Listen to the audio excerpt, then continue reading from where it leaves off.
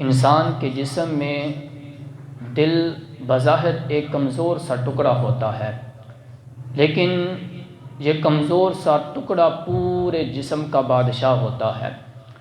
اگر جسم کے اندر دل نہ ہو تو انسان کے جسم کی کوئی قیمت اور کوئی قوت نہیں رہتی ہے۔ اگر یہی کمزور سا ٹکڑا سنور جائے تو خود بھی اللہ رب العزت کے انوار و تجلیات کا مرکز بن جاتا ہے اور پورے جسم کو بھی نور بنا دیتا ہے۔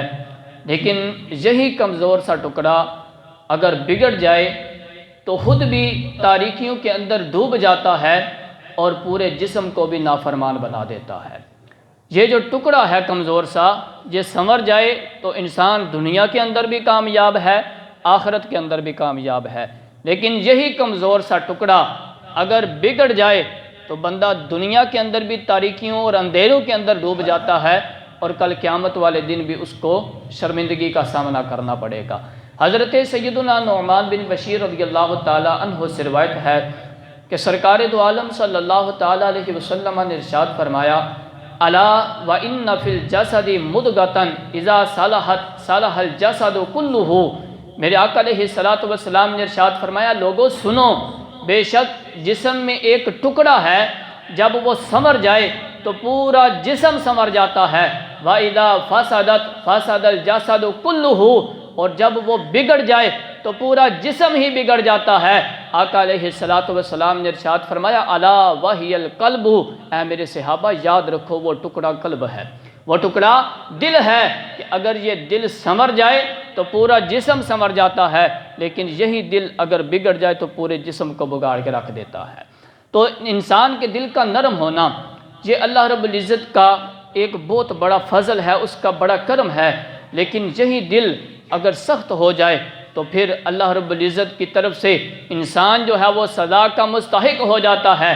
دل کی نرمی سے مراد یہ ہے کہ اس میں اللہ رب العزت کی ناراضگی اور اس کی سزا کا خوف پیدا ہو۔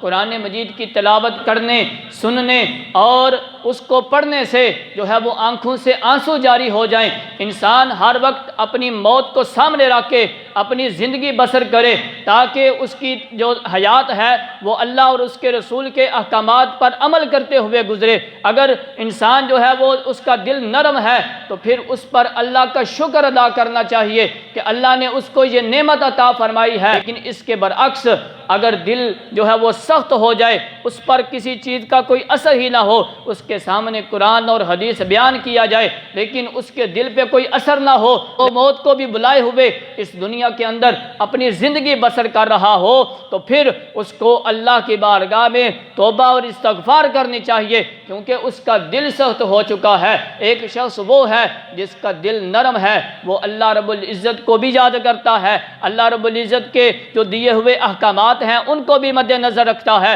اور ان کے مقابل اپنے جو ہے وہ زندگی بسر کرتا ہے۔ لیکن ایک شخص وہ ہے کہ جس کا دل سخت ہو چکا ہے، نہ اس کو اللہ اور اس کے رسول کے احکامات کی کوئی پرواہ ہے، نہ اس کو کوئی موت کی پرواہ ہے، بلکہ وہ اس دنیا کی غفلت کے اندر اپنی زندگی بسر کر رہا ہے۔ تو ایسے لوگوں کے بارے میں قرآن مجید کے اندر اللہ رب العزت نے کئی مقامات پر ان کی مذمت بیان فرمائی ہے۔ ایک آیت کریمہ میں ارشاد باری تعالیٰ ہے، افمن شرح اللہ صدرہ للاسلام فہو علی نور من ربہ، وہ خوش نصیب کہ جس کے سینے کو اللہ رب العزت نے اسلام کے لیے کھول دیا ہے تو وہ اپنے رب کی طرف سے نور ہدایت پر ہے۔ کیا یہ اس بد نصیب کی طرح ہو سکتا ہے کہ جس کا دل پتھر کی طرح سخت ہو چکا ہے؟ اب دیکھیں اس آیت کے اندر اللہ رب العزت نے دو شخصوں کی مثال ارشاد فرمائی۔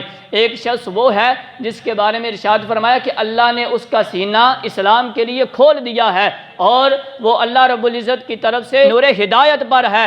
کیا یہ اس بد نصیب شخص کی طرح ہو سکتا ہے کہ جس کا دل جو ہے وہ پتھر کی طرح سخت ہو چکا ہے؟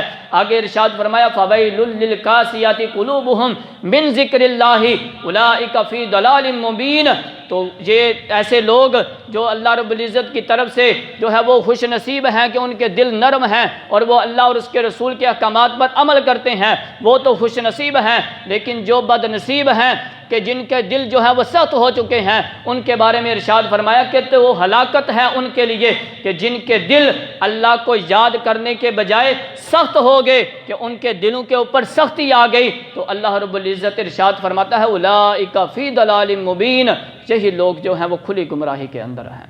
اللہ اکبر کبیرہ۔